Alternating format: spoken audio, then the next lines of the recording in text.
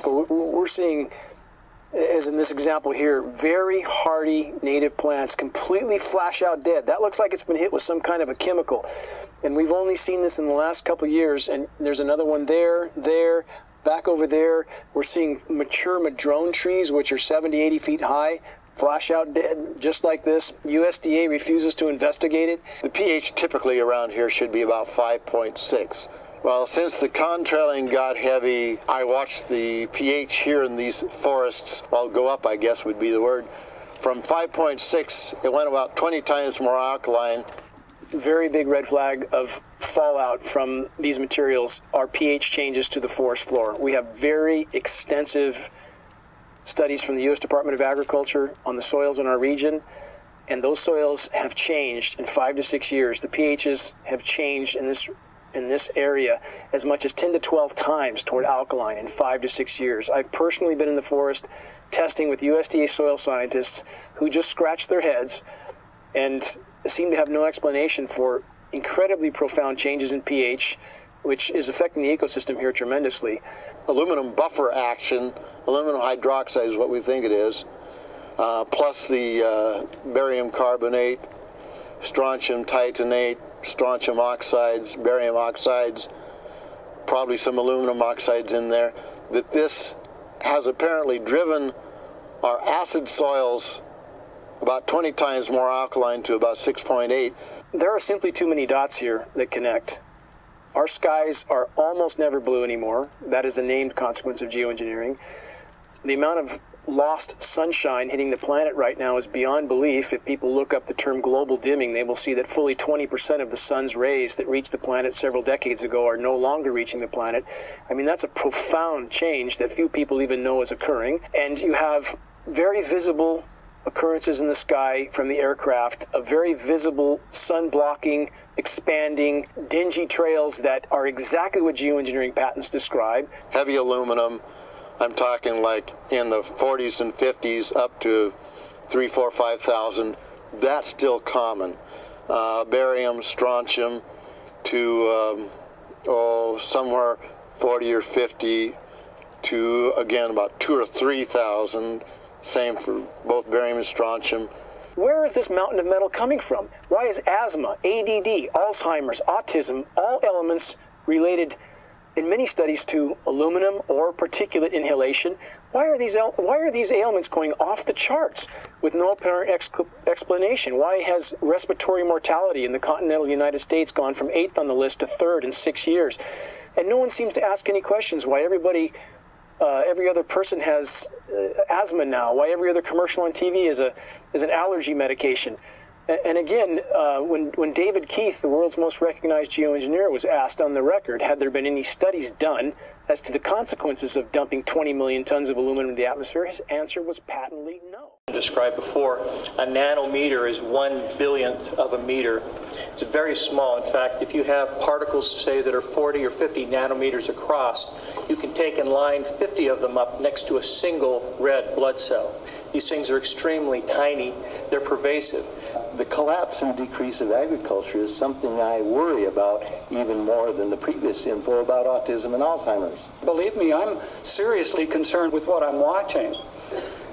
As a wildlife biologist, I've been watching the ecosystem collapse.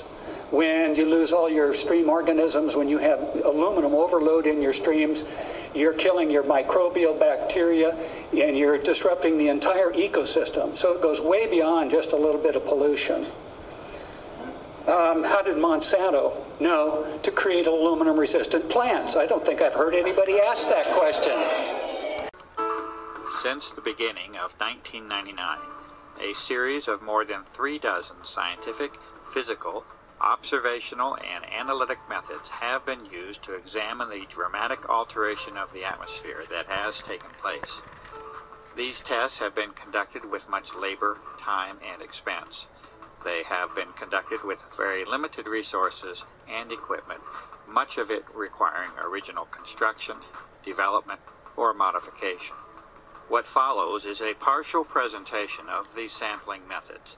The diversity and thoroughness of examination is apparent in the work that has now spanned more than 5 years. The officials and authorities have not attempted to replicate these testing methods, at least not publicly. They have not reacted to the results in any formal fashion, and they have not tangibly responded to the many calls for public inquiry and investigation that have been made. The methods and results of all testing procedures are available on the website www.carnicum.com. And this research represents a substantial body of information that may be helpful in interpreting the designs and motivation behind the aerosol operations. Essentially, the method is one of reverse engineering for a global covert operation, and there is no limit to the work that remains to be done. These findings, conducted for more than 5 years, are offered to the public. These studies begin with an examination of contrails themselves, a very common and ordinary phenomenon involving the freezing of water vapor into ice and their subsequent dissipation through evaporation and mixing. Meteorological studies of contrail formation and cloud formation have been made. Visibility standards and their reduction from a maximum of 40 to 10 miles have been called to attention. A study of pH, or of acid and alkalinity level, of rainfall has been conducted by a network of concerned citizens across the country. Highly unusual statistical results are present in the vast majority of these studies. Telephotos have been captured in the earlier phase of operations that directly show emissions from aircraft that are in complete defiance of any normal contrail formation. These unusual emissions are not a result of environmental conditions. They originate from the aircraft and can be shown in these cases to have no dependence upon even the engines of the aircraft. HEPA, or high-efficiency particulate air filters, have been used in various states to directly filter the outdoor air in repeated tests. Some of the materials found include the repeated presence of unusual filaments, a gel formation, crystals, and powders. Extraordinary levels of particulate materials have been directly observed and recorded using simple methods discovered by citizens across the country. These methods include the corona of the sun and extremely powerful lamps. Caution with the solar method is especially advised. These observations have been taken under the most ideal weather and air quality conditions, and they nevertheless provide alarming and direct evidence of the substantial changes that have occurred in our atmosphere. Rainwater samples have been distilled to concentrate any solid materials or particulates. Metallic-based materials are evident upon observation. Unusual airborne filament samples have been collected from a variety of locations across the nation, as well as the globe.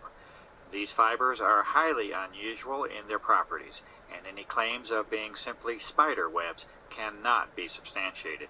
Samples of these fibers have been sent directly to the Administrator of the United States Environmental Protection Agency. Subsequent observation of these fibers under the microscope produces disturbing results, including the occurrence of unusual biological components. The United States EPA has refused to identify these fibers. Incredibly high mold counts have been found within repeated outdoor samples that have been taken. This result is in spite of the fact that the tests were conducted in an extremely arid environment in the high southwest of the United States. This arid environment has been further aggravated by extended drought conditions over the past several years, also a topic to be discussed further.